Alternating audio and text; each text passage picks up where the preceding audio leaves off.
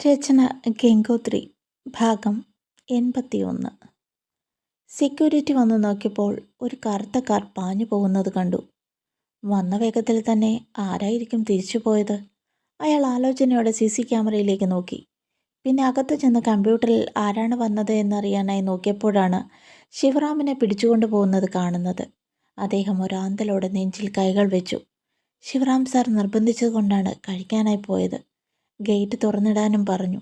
Sir ഇവിടെ ഉണ്ടല്ലോ എന്ന ആശ്വാസമായിരുന്നു. അദ്ദേഹം വേഗം രാമേട്ടനെ വിളിക്കാനായി ഇറങ്ങിയോടി. അപ്പോഴാണ് ഗംഗയുടെ കാർ അങ്ങോട്ട് വന്നത്.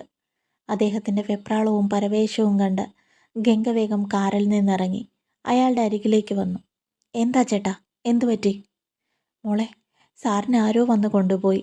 ആരോ, കറുത്ത ഒരു കാറായിരുന്നു. മോൾ വരുമെന്ന് പറഞ്ഞ് എന്നോട് ഗേറ്റ് തുറന്നിടാൻ പറഞ്ഞു. സാർ ഇവിടെ ഫോൺ ചെയ്തുകൊണ്ട് നിൽക്കുകയായിരുന്നു. എന്നോട് പോയി കഴിച്ചിട്ട് വരാൻ പറഞ്ഞു. പെട്ടെന്നാ ആ കറുത്ത കളർ കാർ വന്നത്. ബാക്കി കാര്യങ്ങൾ പറയാൻ നിൽക്കാതെ അദ്ദേഹം കമ്പ്യൂട്ടറിൽ കാണിച്ചു കൊടുത്തു. ദേഷ്യം കൊണ്ട് ഗംഗയുടെ മുഖം വലിഞ്ഞു മുറുകി. എൻ്റെ പപ്പയുടെ രോമത്തിൽ പോലും അവൻ തൊടില്ല. തൊടാൻ സമ്മതിക്കില്ല ഞാൻ. ഗംഗ പെട്ടെന്ന് ഫോണിൽ തമ്പിയെ വിളിച്ചു. അപ്പോഴേക്കും കാർത്തി പോലീസ് സ്റ്റേഷനിൽ വിളിച്ചു പറഞ്ഞിരുന്നു. പപ്പയുടെ ലൊക്കേഷൻ കണ്ടുപിടിക്കാൻ ഞാൻ പറഞ്ഞിട്ടുണ്ട്. ഗംഗ വേഗം പപ്പയുടെ ഫോണിലേക്ക് ഡയൽ ചെയ്തു.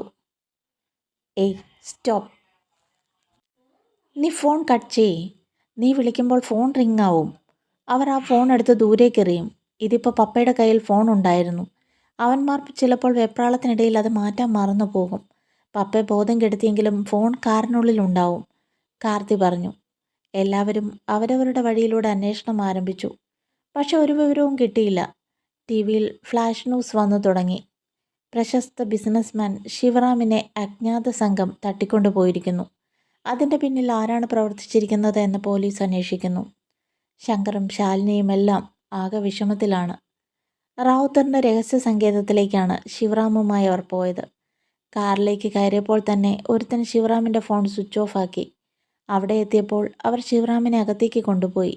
അവിടെയുള്ള ഒരു കസേരയിലിരുത്തി കൈയും കാലും ബന്ധിച്ചു. വായിൽ പ്ലാസ്റ്റർ ഒട്ടിച്ചു. അതിൻ്റെ ഫോട്ടോ എടുത്ത് ഗംഗയുടെ ഫോണിലേക്ക് ഒരാൾ അയച്ചു. അപ്പോൾ തന്നെ ആ ഫോൺ അവർ ഓഫാക്കുകയും ചെയ്തു. ശിവറാമിന് ബോധം വന്നപ്പോൾ അയാൾ ഒരു ഇരുട്ടുമുറിയിലായിരുന്നു. പക്ഷേ അടുത്ത ആരൊക്കെയോ ഉണ്ടെന്ന് അയാൾക്ക് മനസ്സിലായി. തലയൊക്കെ വല്ലാണ്ട് വേദനിക്കുന്നു. ഇങ്ങനെ ഒരു പണി സ്വപ്നത്തിൽ പോലും വിചാരിച്ചില്ല. തൻ്റെ വീട്ടിൽ കയറി വന്ന് തന്നെ കൊണ്ടുപോകുമെന്ന് വിചാരിച്ചതേയില്ല. അതുകൊണ്ട് എന്തായിരിക്കും അവർ ഉദ്ദേശിക്കുന്നത്? തൻ്റെ മകളോടുള്ള വെല്ലുവിളിയായിരിക്കും. അയാൾ കയ്യിൽ കെട്ടിയിരിക്കുന്നത് അഴിക്കാൻ ശ്രമിച്ചു. കൈ വേദന എടുക്കുന്നു. കാലിലും കൂടി എന്തിനാണാവോ കെട്ടിയിരിക്കുന്നത്? പെട്ടെന്നാണ് അവിടെയെല്ലാം പ്രകാശം വരുന്നത്. ആരോ അങ്ങോട്ട് നടന്നു വരുന്നത് പോലെ ശിവയ്ക്ക് തോന്നി. എൻ്റെ സാമ്രാജ്യത്തിലേക്ക് സ്വാഗതം ശിവറാം. ഞാൻ ആരാണെന്ന് നിനക്കറിയാമല്ലോ, റാവുത്തർ. എൻ്റെ രഞ്ജിനിയെ സ്വന്തമാക്കിയവനല്ലേ നീ? എൻ്റെ ഹൃദയത്തിൽ ഞാൻ കുടിയിരുത്തിയവളാണ്. അതിനിടയിൽ എവിടുന്നോ വന്ന നീ കയറി അവളെ പ്രണയിച്ചിരിക്കുന്നു. അവളോടുള്ള എൻ്റെ അഭിനിവേശം എന്ന് തുടങ്ങിയതാണെന്ന് നിനക്കറിയാമോ? പക്ഷേ എൻ്റെ ആഗ്രഹങ്ങളെല്ലാം ഞാൻ പൂർത്തീകരിച്ചിട്ടാ അവളെ വിട്ടത്.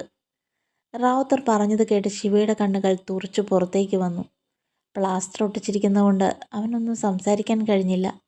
അവൻ്റെ മുഖഭാവം കണ്ടപ്പോൾ റാവുത്തറിന് ഒരാളോട് പ്ലാസ്റ്റർ മാറ്റാൻ പറഞ്ഞു. എൻ്റെ രഞ്ജിനിയെ നീ എന്താ ചെയ്തത്? പ്ലാസ്റ്റർ മാറ്റിയതും ശിവറാം ചോദിച്ചു. അന്ന് അവളുമായി വന്ന ആശുപത്രി ആരുടേതാണെന്ന് നിനക്കറിയാമോ? എൻ്റെ ആശുപത്രി. അത് ബിനാമിയുടെ പേരിലുള്ളതാ. നിനക്കറിയാത്ത ഒരുപാട് സ്ഥാപനങ്ങൾ എനിക്കുണ്ട്, ഇന്ത്യയിലും വിദേശത്തും. റാവുത്തർ ഒരു ചെറിയ ചിരിയോടെ പറഞ്ഞു. നിന്റെ മോളെ ഉപദ്രവിക്കാൻ പറഞ്ഞത് ആരാണെന്ന് നിനക്കറിയാമോ? അതും ഈ ഞാനാ, റാവുത്തർ. എങ്ങനെയൊക്കെ അവളെ വിഷമിപ്പിക്കാമോ അങ്ങനെയൊക്കെ അവളെ വിഷമിപ്പിക്കണം. അതാണ് ഞാൻ വിചാരിച്ചത്. ഞാനിപ്പോൾ അനുഭവിക്കുന്ന സ്വത്തുക്കൾ ആരുടേതാണെന്ന് നിനക്കറിയാമോ? നിന്റെ ഭാര്യയ്ക്ക് കിട്ടേണ്ട സ്വത്തുക്കൾ. ശിവറാമിൻ്റെ മുഖം ദേഷ്യം കൊണ്ട് വലിഞ്ഞു മുറുകി. അയാൾ കൈകൾ വലിച്ചെടുക്കാൻ വീണ്ടും ശ്രമം തുടങ്ങി. ഇങ്ങനെ കുറെ ഗുണ്ടകളുടെ നടുവിൽ എന്നെ കെട്ടിയിട്ട് ആക്രമിക്കാൻ നിനക്ക് അത്രയ്ക്ക് പേടിയാണോ എന്നെ? കുറെ തട്ടിച്ചും വെട്ടിച്ച് സമ്പാദിച്ചിട്ട് കാര്യമില്ല. നൊട്ടലുയർത്തി മറ്റുള്ളവരുടെ മുമ്പിൽ നിൽക്കാൻ കഴിയണം. ആർക്കു വേണ്ടിയാ നീ ഇതെല്ലാം സമ്പാദിച്ചു കൂട്ടുന്നത്? കൊടുക്കാൻ ഒരു മകനോ മകളോ നിനക്കുണ്ടോ? അതോ നീ പോകുമ്പോൾ ഇതെല്ലാം വാരിയിട്ട് കൂട്ടത്തിൽ കൊണ്ടുപോകുമോ? ഒരു പുച്ഛച്ചിരിയോടെ ശിവറാം ചോദിച്ചു. നീ നെകളിക്കണ്ട. നിന്റെ മകൾ ഏതു നിമിഷം ഇവിടെ എത്തും. അപ്പനെ വിട്ടുകിട്ടണമെങ്കിൽ അവൾ ഇവിടെ വരണം. അങ്ങനെ ഞാൻ പറഞ്ഞിട്ടുണ്ട്. അതുകൊണ്ട് തന്നെ നിന്റെ പുത്രി ഇവിടെ വരും. ഞാൻ വരുത്തും. അയാൾ അത്രയും പറഞ്ഞിട്ട് തിരിഞ്ഞു നടന്നു. തുടരും.